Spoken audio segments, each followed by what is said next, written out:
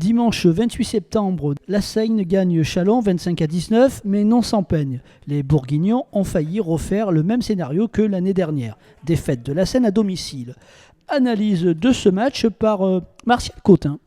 Bon, l'analyse elle est simple. Je crois que Châlons à l'intersaison s'est bien renforcé sur son paquet d'avant. Donc ils nous ont posé des soucis et une très bonne défense.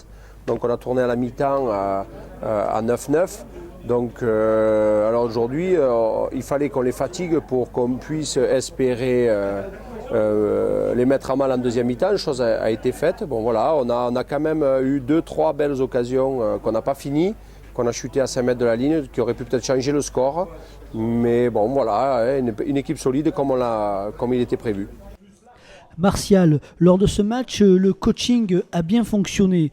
Est-ce une arme qu'il vous faut utiliser à chaque match ou pouvez-vous vous permettre de laisser 15 joueurs faire toute la rencontre, hormis bien sûr les blessures et expulsions? Alors d'aujourd'hui, le niveau de la Fédérale 1 est tellement élevé qu'on ne peut plus compter sur une 15 de départ et que le coaching est primordial. Et il est même prévu quelquefois que souvent on attaque avec une équipe et d'autres font le job à la fin. Donc non, franchement, c'est un groupe de 23 qui gagne le week-end et en plus même des fois plus parce que on fait nos équipes quelquefois à 3 journées plus tard. Martial, vous êtes deuxième ex-aequo avec Bourg-en-Bresse et derrière Mâcon. Une fois encore, un début de championnat ultra serré. Je pense que cette année, quand même, on se donne un peu d'oxygène. L'année dernière, on avait gagné au Rock et on avait perdu à la maison. Alors d'aujourd'hui, après un bloc de 4, on se retrouve quand même au Britannique à plus 6. Donc c'est assez confortable, même si le nouveau bloc qui arrive de 3 va être particulièrement dur, puisqu'on se déplace 2 fois, une fois à Bourg, une fois à Chambéry. Et on recevra Aubenas qui s'est qualifié second l'année dernière. Non, on connaît le championnat, on sait que cette poule 2, elle est très serrée. Notre place, à l'heure d'aujourd'hui, elle est quand même bien positionnée. À nous de faire ce qu'il faut sur le bloc de 3 qui arrive. Dimanche 12 octobre, vous vous déplacez chez un des favoris de la poule et votre poursuivant direct, Bourg-en-Bresse. Ils ne font pas un début de championnat exceptionnel. Ne les prenez-vous pas au bon moment de la saison ? Je pense que de toute façon, tout au long de l'année, que l'on prenne Bourg-en-Bresse, Mâcon ou Aubenas, je pense qu'il faudra qu'on aille gagner chez un prétendant à la qualif.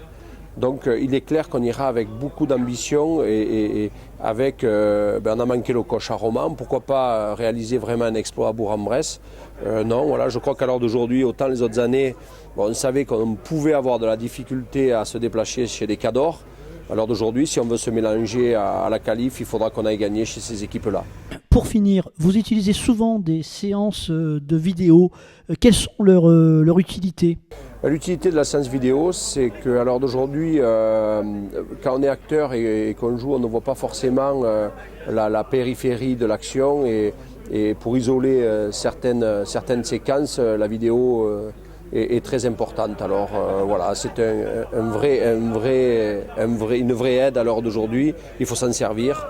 Donc oui, on décortique, on analyse dans différents secteurs, et que ce soit la touche ou la mêlée, ou alors la défense, ou le secteur offensif. Donc tout ça, on essaye de le mettre à profit. Au bout de 2-3 matchs, on fait une petite séance vidéo pour voir ce qui est récurrent en termes de défauts ou au contraire ce qui a très bien marché et qu'il faut qu'on garde.